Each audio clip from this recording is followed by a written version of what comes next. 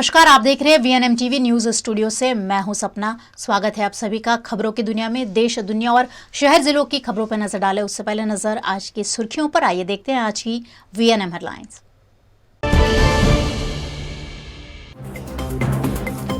Japan के पूर्व प्रधानमंत्री शिंजो आबे की गोली मारकर हत्या। भारत में कल एक दिन का राष्ट्रीय शोक।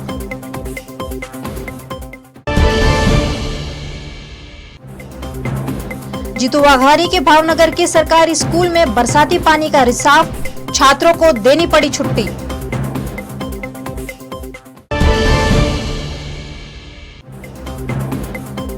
और वडोदरा के हरीश अमीन की हत्या का पर्दाफाश, मौत के घाट उतारने के बाद पेट्रोल डालकर जलाया।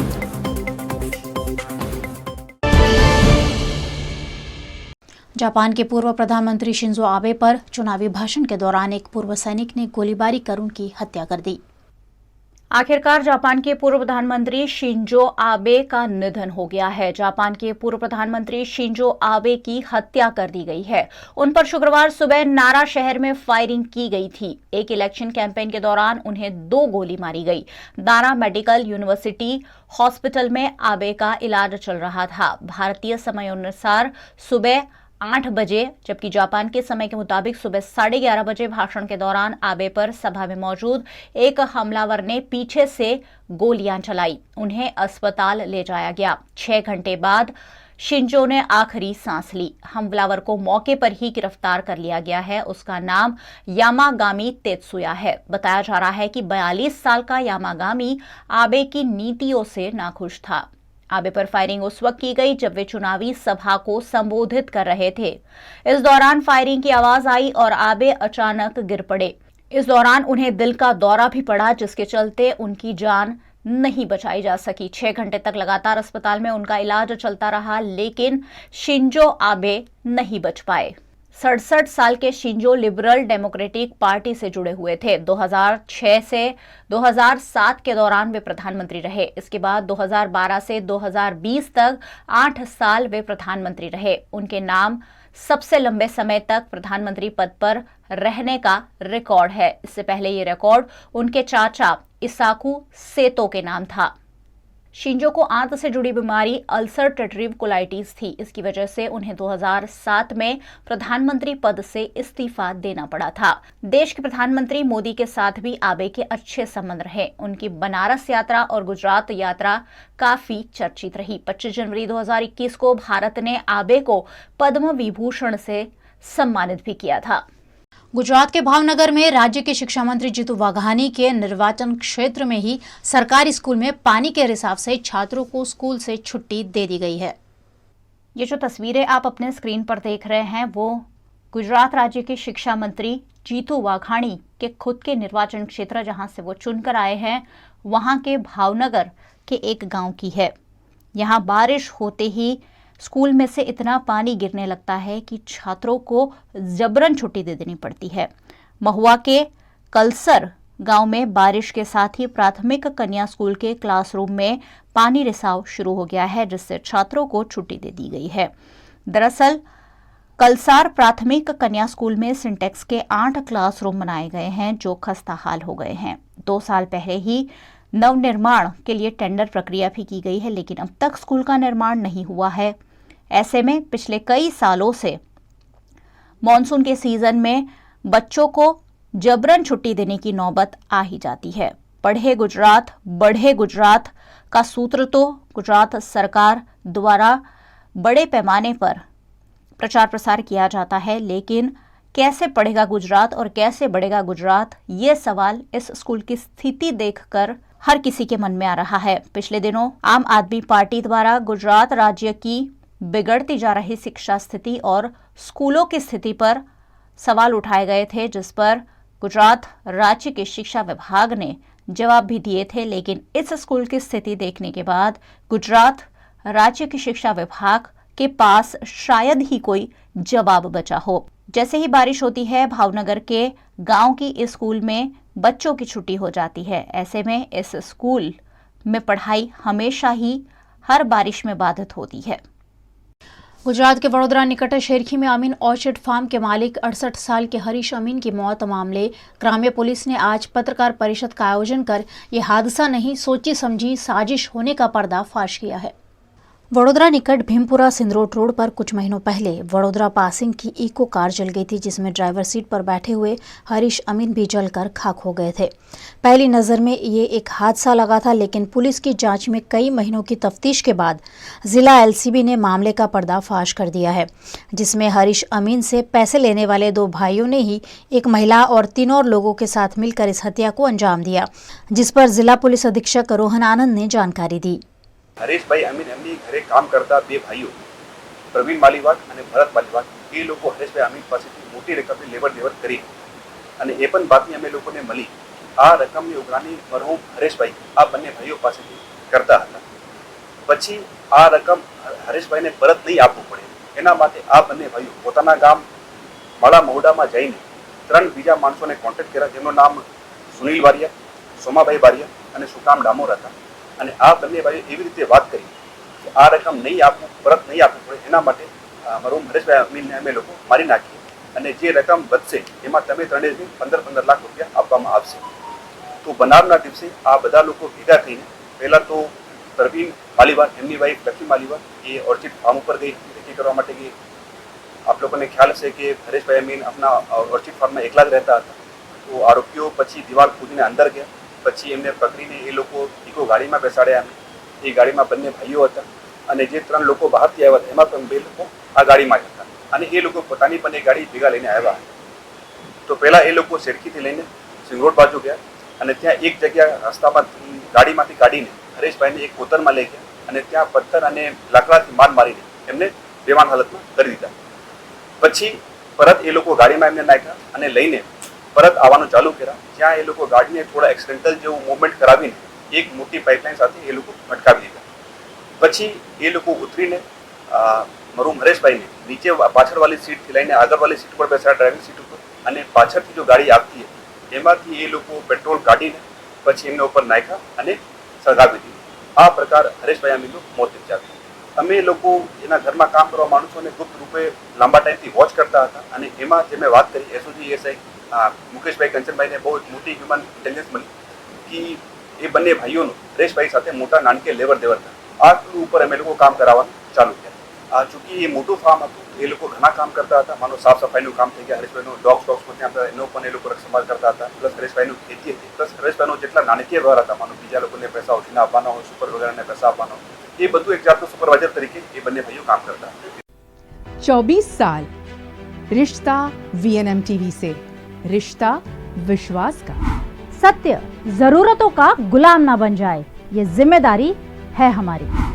सत्य तमाशा ना बन जाए, लगातार कोशिश है हमारी।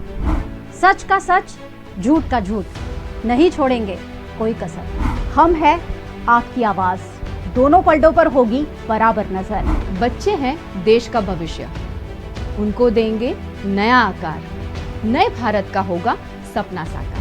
वीएनएम यानी न्यूज, व्यूज और मनोरंजन, दिन भर आपके साथ।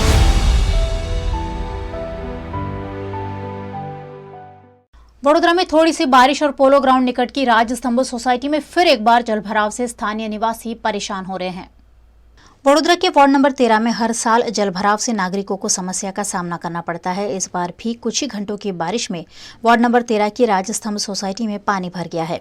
इस सोसाइटी में वीएमसी की प्री मानसून कार्यवाही का नामो निशान नहीं दिखता है।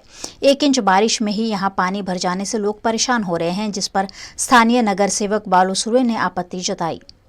वोर्ड नंबर 13 में राजस्तंभ सोसायटी वर्षों पानी भरवानी समस्या है।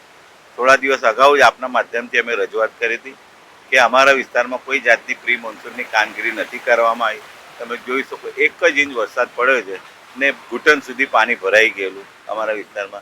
एटलुं दुर्गंध मारतुं, एटले प्री मोन्सून की कामगीरी खाली करोड़ों रुपया कागळ पर ज खर्चो कर्यो छे।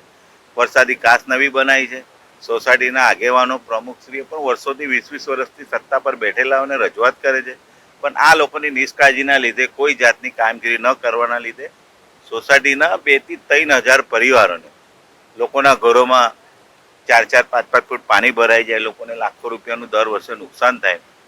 असंख्य વાર રજૂઆત કરવા છતાં આ આંધળી બેરી સરકાર અમારા વિસ્તારની કોઈ પણ રજૂઆતને ધ્યાનમાં ન લેતા અને કરોડો રૂપિયા ખર્ચો કર્યા છે તો કઈ પ્રી મોન્સૂનની કામગીરી કરી છે? આ વિકાસ કહેવાય?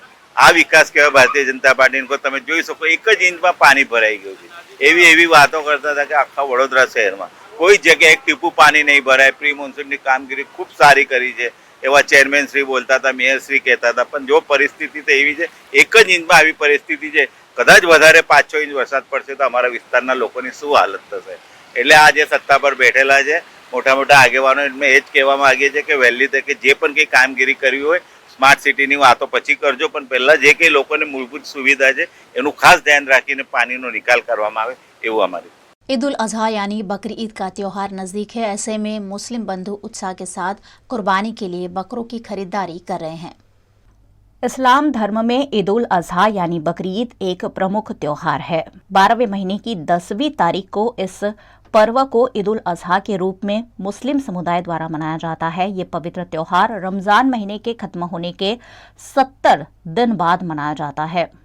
इस साल 10 जुलाई यानी रविवार को ईद उल अजहा मनाया जा सकता है। इस त्योहार पर बकरे की कुर्बानी देने की प्रथा है और इसलिए इसे कुर्बानी के पर्व के रूप में मनाया जाता है। इस्लाम धर्म के अनुसार पैगंबर हजरत इब्राहिम के समय से कुर्बानी देने की प्रथा शुरू हुई थी। कहा जाता है कि एक बार अल्लाह ने पैगंबर इब्राहिम का इम्तिहान लेने के लिए उनसे उनकी सबसे प्यारी वस्तु का त्याग करने के लिए कहा था, जिसके बाद पैगंबर साहब ने अपने इकलौते बेटे की कुर्बानी दे दी थी। तभी से बकरे की कुर्बानी मुस्लिम समुदाय द्वारा इस पर्व पर दी जाती है। वडोदरा में भी बकरी ईद के त्योहार के चलते बकरों की खरीदारी मुस्लिम समुदाय के लोगों द्वारा उत्साह के साथ की जा रही है। हमारा ये बहुत बड़ा त्यौहार है। हमारे जो पैगंबर हो गए इब्राहिम अलैहिस्सलाम, उन्होंने अपने बेटे इस्माइल अलैहिस्सलाम की कुर्बानी दी थी।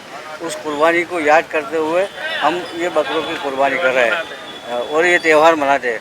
अभी 2 दिन बाद हमारी बकरा ईद है, इसलिए हम यहाँ बकरे खरीदने के लिए आए हैं। आप देख रहे हैं VNM न्यूज। फिलहाल वक्त हो चला एक छोटे से अंतराल का, कहीं जाएगा नहीं। ब्रेक के उस पार खास खबरें अभी और भी हैं।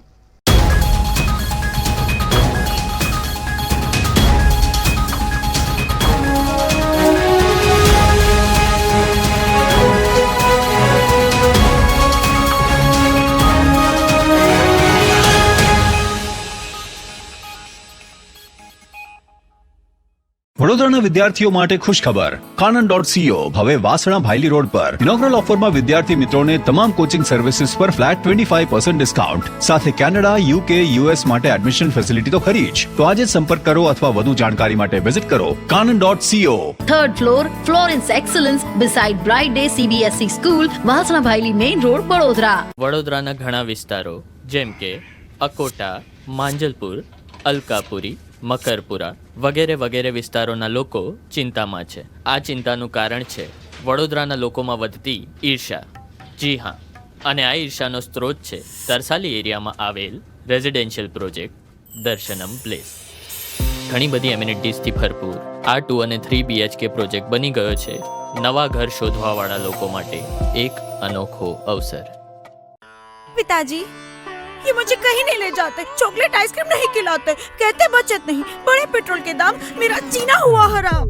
गीता, पिकनिक पार्टी रोज ही जाते, चॉकलेट आइसक्रीम रोज ही खाते, जॉय ई बाइक में बचत कराई, आखिर बचत भी तो है कमाई।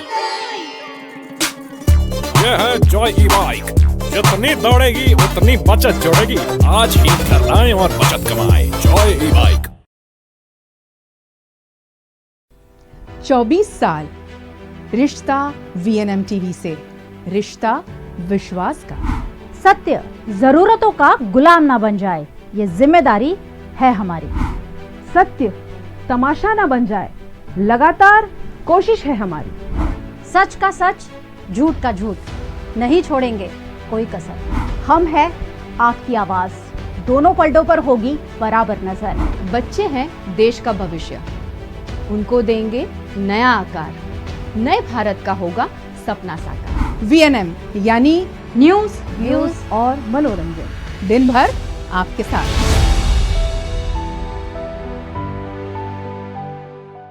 वडोदरा महानगर पालिका भले ही प्री मॉनसून कार्यवाही के दावे कर ले, लेकिन बरसात के साथ ही वडोदरा शहर के नागरिकों की समस्याओं में इजाफा हो ही गया है। वडोदरा के रामनाथ मैदान रोड पर जगह जगह गड्ढे पड़ गए हैं। इन गड्ढों में बारिश का पानी भर गया है। ऐसे में यहां से आवाजाही करने वाले लोगों को समस्याओं का सामना करना पड़ रहा है। टूटी फूटी सड़क पर बरसात का पानी भर जाने से यहां गंदगी हो गई है और लोग काफी परेशान हो रहे हैं।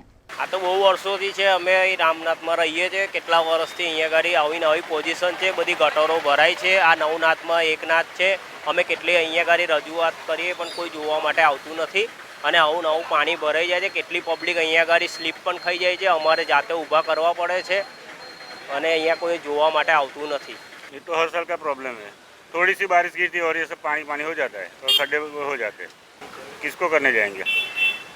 यहाँ पे ये गटर लाइन जो थी वो भी बंद करके रखी है इन लोगों ने, तो पानी जाता ही नहीं। थोड़ी सी बारिश गिरती है पानी भरा जाता है और पानी भरने की वजह से खड्डे हो जाते हैं, बहुत तकलीफ रहती है। वडोदरा के प्रतापनगर इलाके में विहार टॉकीज के पीछे गंदगी का माहौल है। यहाँ लोग कचरा फेंकते हैं और बारिश से गंदगी में इजाफा हो रहा है। आवारा पशु इस गंदगी में बढ़ोतरी कर रहे हैं। ऐसे में यहाँ कॉरपोरेशन द्वारा सफाई किए जाने की जरूरत है। भारी बरसात के चलते वडोदरा के डभोई तालुका के गांव के 600 जितने लोगों से संपर्क टूट गया है, जिससे लोग काफी परेशान हैं। गुजरात राज्य के कई जिलों में मेघा इन दिनों जमकर बरस रहा है, जिसके चलते कई तरह की अप्रिय घटनाएं भी सामने आ रही है। वडोदरा के डभोई तालुका के आसकोल और पारा गांव का संपर्क भारी बारिश के चलते टूट गया है। इस गांव में जाने का एकमात्र मुख्य मार्ग करना खाड़ी से होकर गुजरता है, जिस पर हेरण नदी का पानी भर जाने से 600 जितने ग्रामजन से संपर्क टूट गया है। पिछले कई समय से बरसात के मौसम में हेरण नदी का पानी करण खाड़ी में भर जाता है। ऐसे में ग्रामजनों को दिक्कतों का सामना करना पड़ रहा है। मुख्य मार्ग पर पानी भर जाने से 600 जितने ग्रामजन अपने ही गांव में फंस गए हैं। आवाजाही का रास्ता बंद हो गया है। वहीं डभोई भिलापुर टर्निंग पर एक हादसा भी सामने आया, जिसमें एसटी बस पलट गई। इस एसटी बस में कई यात्री शामिल थे, जिसमें से 8 जितने लोगों को छोटी बड़ी चोट भी पहुंची है। अच्छी बात यह रही कि हादसे में किसी के हताहत होने की खबर नहीं है। रात के समय अंधेरे में डभोई की ओर आने वाली बस के बस चालक के स्टीयरिंग पर काबू गंवा देने से बस पलट गई और हादसे का शिकार बनी। घटना की जानकारी फौरन एम्बुलेंस और पुलिस को दी गई, जिसके चलते 108 एम्बुलेंस ने मौके पर पहुंचकर घायलों को अस्पताल पहुंचाया। वीएनएम टीवी पर अब वक्त है वडोदरा शहर से जुड़ी खबरों का।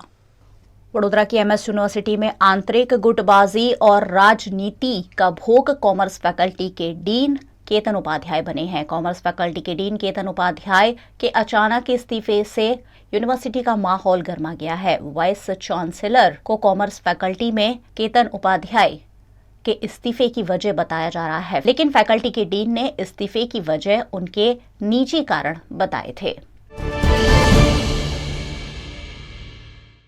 गुजरात राज्य में कई दिनों से मौसम विभाग ने भारी बरसात का अनुमान लगाया है। उसके बावजूद वडोदरा में जगह जगह पड़े हुए गड्ढे अप्रिय घटनाओं को न्योता दे रहे हैं। स्मार्ट सिटी कहे जाते वडोदरा शहर में कॉरपोरेशन की धीमी गति की कार्यवाही लोगों में चर्चा का केंद्र बनी है। वडोदरा में जगह जगह गड्ढे हैं, जिसमें पानी भर जाने से अप्रिय घटनाएं घट सकती है। ऐसे में वडोदरा महानगर पालिका की कार्यवाही और प्री मॉनसून कार्यवाही पर सवाल उठे हैं।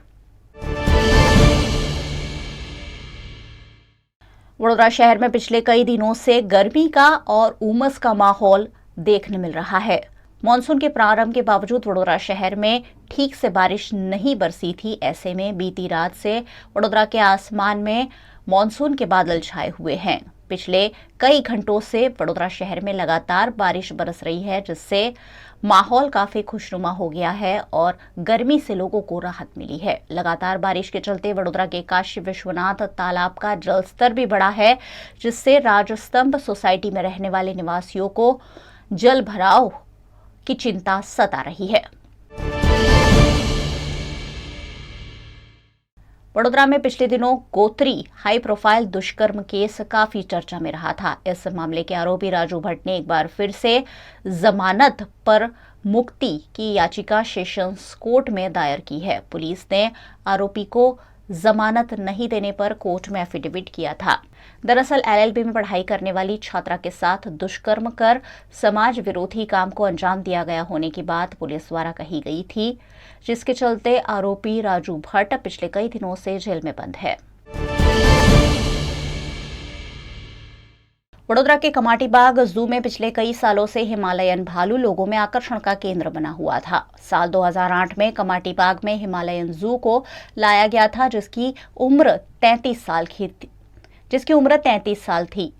इस हिमालयन भालू की अचानक मौत हुई है। हिमालयन भालू एक ही आंख से देख पाता था क्योंकि इसके एक आंख में मोतियाबिंद हुआ था। कमाटी बाग जू में आने वाले बच्चे और बड़े सभी में ये भालू आकर्षण का केंद्र हमेशा बनता था। ऐसे में भालू की मौत के बाद सैलानियों में भी निराशा देखने मिली। भालू शेड्यूल 1 में आने वाला जानवर है। ऐसे में भालू की मौत के बाद उसके शव का पंचनामा और पोस्टमार्टम किया गया। कमाटी बाग जू के हिमालयन भालू को कमाटी बाग में ही अग्निदाह दिया गया है। गुजरात में कोरोना केस फिर एक बार फन उठा रहे हैं। गुजरात में 140 दिनों बाद कोरोना के 717 नए मामले दर्ज हुए हैं। पिछले एक सप्ताह में 4000 से ज्यादा लोग गुजरात राज्य में कोरोना पॉजिटिव हुए हैं। अहमदाबाद में 1685, सूरत में 702 और वडोदरा में 296 मिलाकर कुल 3869 एक्टिव केस गुजरात में देखने मिल रहे हैं। वहीं वडोदरा में भी कोरोना संक्रमण लगातार बढ़ रहा है।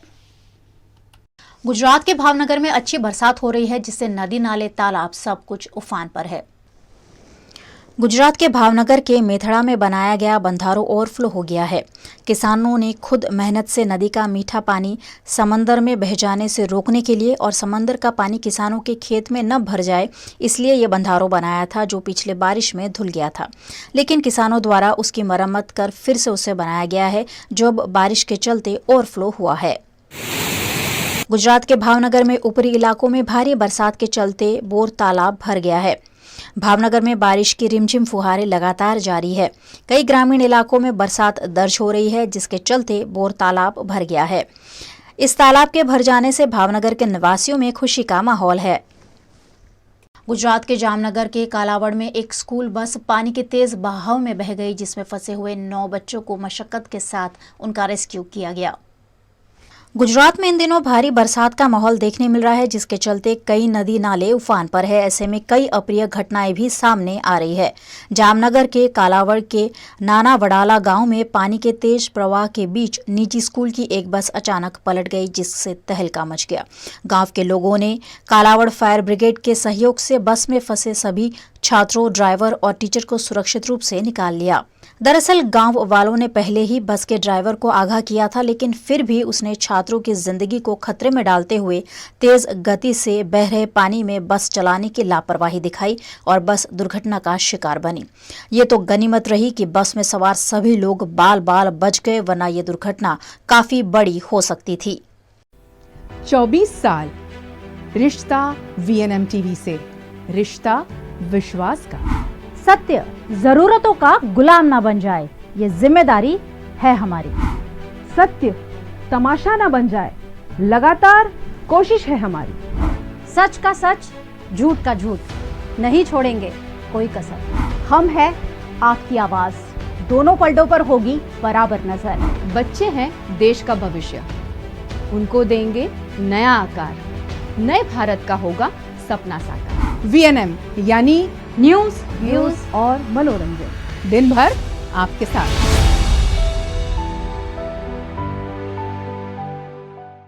कच्छ के मांडवी में बीदड़ा निकट नर्मदा कैनाल में बड़े से रिसाव से किसानों के खेतों में पानी भर गया है। गुजरात के कच्छ के मांडवी के बिदड़ा निकट नर्मदा कैनाल में बड़ा रिसाव सामने आया है। नर्मदा कैनाल में पानी पहुंचने के 24 घंटों के भीतर ही कैनाल में बड़ा सा रिसाव देखने मिला। बीती रात 2 बजे करीब कैनाल में रिसाव हुआ, जिसका पानी किसानों के खेत में भर गया।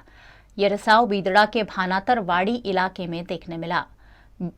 गौरतलब है कि एक दिन पहले ही नर्मदा के पानी इस कैनाल में पहुंचे थे। ऐसे में कैनाल की कम गुणवत्ता वाली कार्यवाही को लेकर लोगों में रोष देखने मिला। इससे पहले भी गुणवत्ता विहीन नर्मदा कैनाल के निर्माण पर स्थानीय निवासियों ने आपत्ति जताई थी, लेकिन इस पर कोई ठोस कार्यवाही नहीं होने से कैनाल टूटने से अब किसानों को नुकसान उठाने की नौबत आई है। કાલે સવારના નર્મદાનું પાણી જે અમારા ગામ સુધી પહોંચ્યું તે બધા ગ્રામજનોએ ખૂબ આદરથી એને વધાવ્યું, પણ પછી અત્યારે ચોમાસાની મોસમ છે, બરોબર 7 તારીખથી કરી અને 15 તારીખ સુધી વરસાદની અતિ ભારે વરસાદની કચ્છ સૌરાષ્ટ્રમાં આગાહી છે। સવારના રાતના 2 વાગે એ માઠા સમાચાર આવ્યા કચ્છની પ્રજા માટે કે કેનાલની અંદર ગાબડું પડ્યું।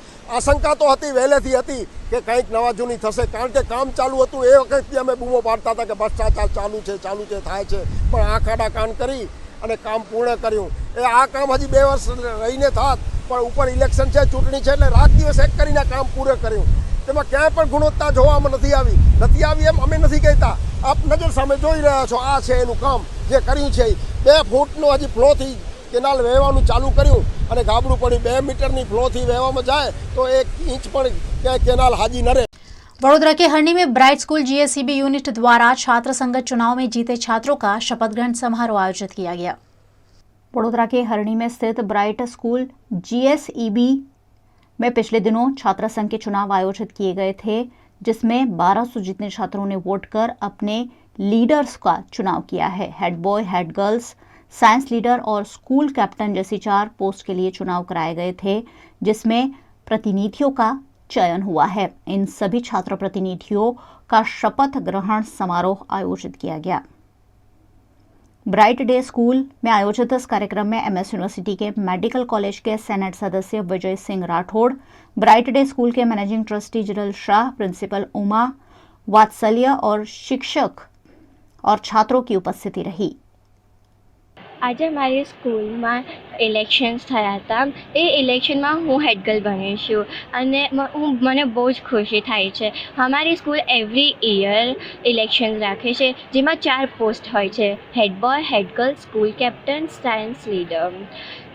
અને હું આજે બહુ જ ખુશ છું કેમ કે હું આજે હેડ ગર્લ બની છું અને અમારી સ્કૂલમાં એવરી યર ઇલેક્શન્સ થાય છે। તમને ટીચર્સ, પેરેન્ટ્સ, ફ્રેન્ડ્સ ને બધા બહુ સપોર્ટ કરે છે અને આજે હું અહીંયા વિનર છું અને મારા ફ્રેન્ડ્સ બી છે અહીંયા as a science leader, head boy, school captain and I am so happy to be here as a head girl. આજ રોજ વિદ્યાર્થી સંઘની ચૂંટણીનું શપથવિધિનું આયોજન કરવામાં આવ્યું હતું, જેમાં લગભગ હેડ boy, head girl, school captain જેવી પોસ્ટ માટે વિદ્યાર્થીઓએ શપથ ગ્રહણ કર્યા હતા। જેવી રીતે વિધાનસભા અને લોકસભાની ચૂંટણી થાય છે એ પ્રમાણેની આખી પ્રોસિજર, જેવી રીતે નોમિનેશન્સ ફોર્મ ભરીને થી લઈને વિદ્યાર્થીઓ ઈવીએમ પર જઈને વોટ કરે એવી આખી સિસ્ટમ ઊભી કરીને ઇલેક્શન કરવામાં આવ્યું હતું અને ખૂબ જ મોટી સંખ્યામાં વિદ્યાર્થીઓએ પોતાનો મતાધિકારનો ઉપયોગ કર્યો હતો। સાથે સાથે જે વિદ્યાર્થીઓને ભવિષ્યમાં લીડરશિપ ક્વોલિટી ડેવલપ થાય તે हेतुसर आज विद्यार्थी संघनी चूंटणी ने शपथ ग्रहण आयोजन करवामां आव्युं हतुं। वडोदरा के जिलाधीश कार्यालय में निरामय गुजरात अंतर्गत नागरिकों के स्वास्थ्य की जांच के लिए खास कैंप आयोजित किया गया है। भारत सरकार के स्वास्थ्य विभाग द्वारा नागरिकों के स्वास्थ्य हित में बिन संक्रामक बीमारियों की स्क्रीनिंग से लेकर इलाज तक का महाअभियान शुरू किया गया है, जिसके तहत गुजरात राज्य के मुख्यमंत्री भूपेंद्र पटेल के मार्गदर्शन में निरामय गुजरात कैंप का आयोजन किया गया है। इस कैंप के तहत वडोदरा के कलेक्टर कार्यालय में नागरिकों के स्वास्थ्य की जाँच की गई, जिसमें हाइपरटेंशन, डायबिटीज, कैंसर, किडनी की बीमारी, एनीमिया, कैल्शियम की कमी जैसे टेस्ट किए गए। बड़ी संख्या में उपस्थित वडोदरा के नागरिकों ने इस कैंप का लाभ लिया।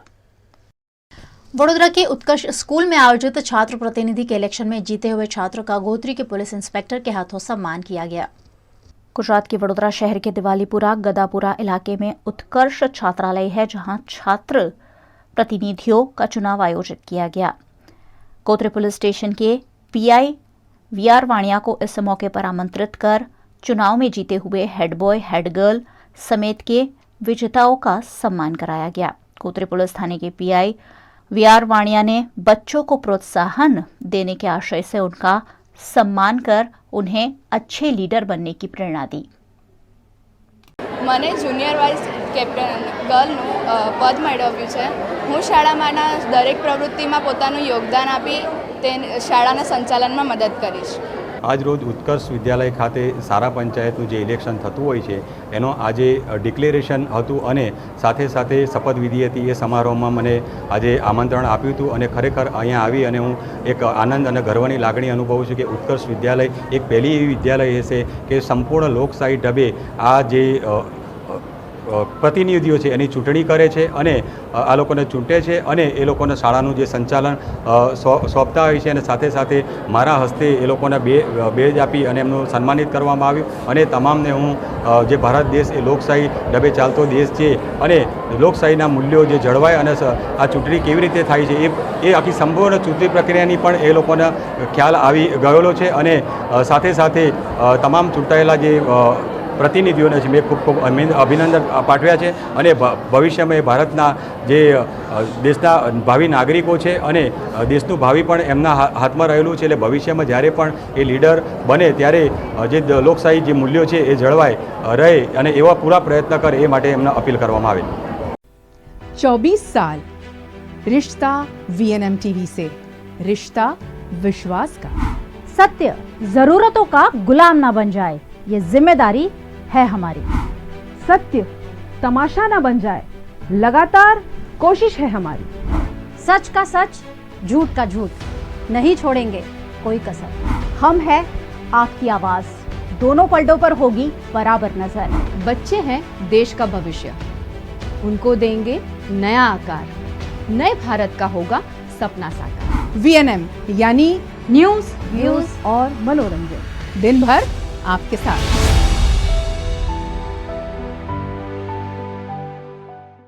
गुजरात के अहमदाबाद में विश्व हिंदू परिषद द्वारा एक हेल्पलाइन नंबर का ऐलान कर जरूरत पड़ने पर सहायता देने की तैयारी दिखाई गई है. देश में धर्म के नाम पर पिछले कई दिनों से दहशत फैलाने की कोशिश की जा रही है. लोगों को तरह तरह की धमकियां मिल रही है. ऐसे में हिंदू संगठन विश्व हिंदू परिषद और बजरंग दल द्वारा गुजरात के अहमदाबाद, सूरत और राजकोट में हेल्पलाइन नंबर का ऐलान कर लोगों को सहायता देने की बात कही गई है. बजरंग दल का हमने जो हेल्पलाइन शुरू किया है कि पूरे हिंदू समाज के अंदर जिस प्रकार का माहौल बन रहा है और विधर्मियों ने और देशद्रोहियों ने जिस प्रकार का आतंक मचा के रखा है और धमकियां दे रहे हैं, ये सब धमकियों के सामने हमने बजरंग दल की नाम से ये हेल्पलाइन शुरू किया है. समाज के हिंदू समाज के कोई भी व्यक्ति को कभी भी 24 घंटे में कोई भी समय पर किसी भी प्रकार की ज़रूरत होगी तो लाइन द्वारा हम उसको मदद करेंगे. अगर किसी को कोई तकलीफ है तो पहले पुलिस में जाना चाहिए. पुलिस थाने पर अगर कोई तकलीफ कठिनाई है तो हमको मिले, हम उसको मदद करेंगे. हम आर्थिक मदद भी करेंगे और कोर्ट के जरिए वकीलों द्वारा भी उनको हम मदद करेंगे. उत्तर प्रदेश के आगरा में गर्मी और उमस के चलते अस्पताल में मरीजों की भरमार देखने मिल रही है. देश भर में इन दिनों मॉनसून का माहौल है और मॉनसून में बरसती बारिश और साथ ही बारिश के चलते बढ़ने वाली उमस से कई तरह की संक्रामक बीमारियां भी फैल रही है. आगरा के जिला अस्पताल में मरीजों की भरमार देखने मिल रही है जिन्हें तरह तरह की बीमारियां हैं. खासकर डायरिया, सीजनल बीमारियां लोगों को परेशान कर रही है. ऐसे में आगरा के जिला अस्पताल के डॉक्टर अशोक अग्रवाल ने महत्वपूर्ण टिप्स वीएनएम टीवी के संवाददाता के साथ साझा किए. लगभग इस समय भी 15-20 मरीज भर्ती है हमारे पास इमरजेंसी में, वार्ड्स में, और ओपीडी वाले मरीज दवा खाने से ठीक हो जाते हैं तो उनको हल्के भेज दिया जाता है. सर कैसे पता चलता है कि लोगों में डायरिया है? लोग कैसे पहचान इसकी कर सकें? ये एक डेफिनेशन दी है डायरिया की कि एक दिन में 3 दिन से ज़्यादा आपको दस्त मतलब पेट साफ होता है तो उसको डायरिया माना जाएगा. एक डेफिनेशन है. तो ये तो कई बार वाले हैं उससे पहचान लेते. मरीज खुद भी समझता है कि सब दस्त हो गया, बार बार जाना पड़ रहा है, पानी की कमी कमजोरी वगैरह लगती रहती है. बच्चे ज़्यादा चपेट में आ रहे हैं? बच्चे ज़्यादा आते हैं सर. ये थोड़ा सा है. बच्चों को ये है कि दवाई वगैरह दे नहीं सकते, उनको ड्रिप भी लगानी पड़ती है, इंजेक्शंस भी लगाने पड़ते हैं. सर जो बाजार की चीज़ें नहीं है, पानी उबाल के पी लें. इस समय बरसात का मौसम चालू हो गया, मक्खियाँ नहीं हो घर में, मच्छर नहीं हो, इनको देखने का ध्यान रखना है आपको. खाने पीने में विशेष ध्यान रखेंगे तो दस्त नहीं हो, डायरिया नहीं होगा. मुगलिया सल्तनत में बनाया गया आगरा का अंगूरी बाग खस्ता हाल हो चला है, जिसका पुराना रूप वापस लौटाने की पहल एएसआई द्वारा की गई है. उत्तर प्रदेश का आगरा कभी मुगलिया सल्तनत की राजधानी रहा है. अकबर के बाद मुगल बादशाह जहांगीर ने आगरा किले में कई निर्माण कार्य कराए. कश्मीर से मिट्टी मंगवाकर जहांगीर ने अंगूरों की पौध लगाई थी. आगरा किले के खास महल के सामने मुगलिया बाग बनवाया और नाम दिया गया अंगूरी बाग।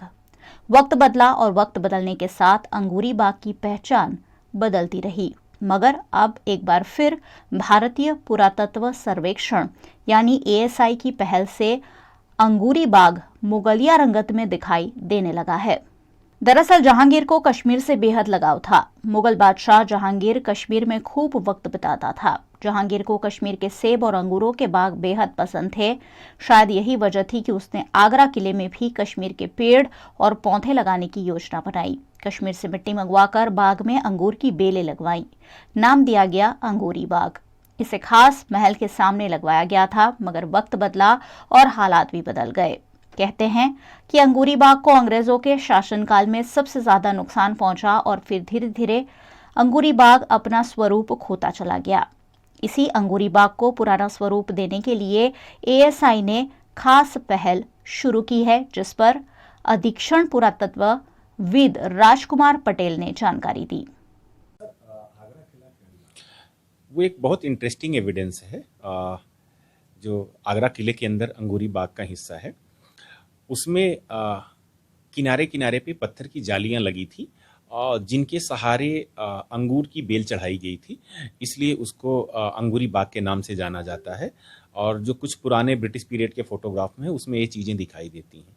लेकिन वर्तमान में उसके पूर्वी हिस्से में दोनों किनारे पे सिर्फ एक एक जाली के एविडेंस बचे हुए थे और बाकी पूरी जालियां धीरे धीरे करके टूट गई। उनका टूटना इसलिए हुआ कि जो उनके ऊपर अंगूर की बेलें चढ़ी थी वो धीरे धीरे जैसे वो आकार लेती हैं, बढ़ती हैं, तो क्योंकि वो जो जालियां थी उनके जो डिजाइन है वो बहुत पतले पतले डिजाइन है, तो जब वो खिंचाव उसमें आता है तो वो टूट गई। तो ऐसा करके धीरे धीरे वो एकदम से खत्म हो गई थी। आज जब विजिटर जाता है तो उसको ये तो पता है कि अंगूरी बाग है, लेकिन ना वहाँ अंगूरी बाग दिखाई देती थी, ना अंगूरी बाग से जो लगी हुई जालियां थी वो दिखाई देती हैं। गुजरात के अरवली जिला के मोडासा से गुजरने वाली मासूम नदी गंदगी से लबरेज नाला बनती जा रही है। आप अपने टीवी स्क्रीन पर जो तस्वीरें देख रहे हैं वो कोई गटर या नाले की नहीं है, लेकिन गुजरात के अरवली जिला के मोडासा की मुख्य मानी जाती मासूम नदी की है, जहां गंदगी की भरमार देखने मिल रही है। मोडासा के प्रवेश द्वार से ही मासूम नदी गुजरती है, लेकिन यहाँ तरह तरह की गंदगी की भरमार देखने मिलती है। साथ ही नदी में पेड़ पौधे निकल आए हैं। इस नदी में गटर का गंदा पानी भी छोड़ा जाता है, जिसके चलते लोक माता गिनी जाती मासूम नदी अब गंदा नाला बनती जा रही है। अतिशय प्रदूषण के कारण इस नदी की सफाई करने की मांग पर्यावरणविद और सामाजिक अग्रणियों द्वारा उठाई जा रही है। पर्यावरण અને પોલ્યુશન માટે સમગ્ર વિશ્વ જ્યારે ચિંતિત છે ત્યારે ભારત દેશના વડાપ્રધાન નરેન્દ્ર મોદી સાહેબે સમગ્ર વિશ્વના નેતાઓને હાકલ કરી અને હવાનું પોલ્યુશન, પાણીના પોલ્યુશન અને એ જ પાણીનું પોલ્યુશન તમને મોડાસાની માઝૂમ નદીમાં દેખાઈ રહ્યું છે। આ પોલ્યુશન માટે સમગ્ર વિશ્વ ચિંતન હોય અને એક ગામની નદી સ્વસ્થ હોય, ગામના લોકોના પાણી આ નદીમાં આવી રિચાર્જ થઈ અને એ પાણી બોર થઈ કૂવા મારફતે લોકોને પીવામાં કામમાં આવતું હોય, ત્યારે નગરપાલિકા દ્વારા અને તંત્ર દ્વારા સમિતિ રચી આ ગંદી નદીને માતા સમાન વિશ્વમાં નદીને માતાનું સ્વરૂપ અને સ્થાન તો ભારતે આપ્યું છે, ત્યારે આ માતા સ્વરૂપ નદીને સફાઈ થવી જોઈએ। એમાં સ્વૈચ્છિક સંસ્થાઓથી લઈ અને નગરજનોએ પણ સાથે હાકલ કરી ભેગા કરી કામ કરવું જોઈએ એવી સમગ્ર પંથકની માગણી છે। મોડાસાની જીવાદોરી સમાન અને મોડાસાની આત્મા અને જેનું આધ્યાત્મ પણ ખૂબ મોટું પ્રદાન છે એવી માઝૂમ નદી આજે બિસ્માર હાલતમાં છે। આજે ખૂબ જ દયનીય પરિસ્થિતિ એ છે કે સમગ્ર ભારત વર્ષમાં પાણી અને પર્યાવરણના પ્રશ્નો છે ત્યારે એકમાત્ર લુપ્ત થતી નદી કે જે આજે નામશેષ થઈ રહી છે એમાં જળતંત્ર આજે જુઓ તો પાણી ગંદુ છે। આજે આજુબાજુના ઉદ્યોગનું પાણી અંદર આવી રહ્યું છે, ગટરનું પાણી અંદર આવી રહ્યું છે। માનવ જીવનના અસ્તિત્વની જીવાદોરી એટલે નદી। નદીના મહત્ત્વની વાતો અનેક થયેલી છે, પણ મોડાસા અરવલ્લી માટે આ નદી ખૂબ જ બિસ્માર અને દયનીય પરિસ્થિતિમાં છે. આ મોડાસા શહેરની બાજુમાં જે નદી આવેલી છે ત્યાં ગંદકીના ઘર થયા છે એવું જાણવા મળ્યું. રૂબરૂ મુલાકાત લીધી અને એ જોતા નગરપાલિકા દ્વારા હવે નદીની સફાઈ હાથ ધરવામાં આવશે. જે પણ ઇસમો દ્વારા આ ગંદકીનો ઘર કર્યા હશે તેમના વિરુદ્ધમાં નગરપાલિકા તરફથી કડક પગલાં લેવામાં આવશે.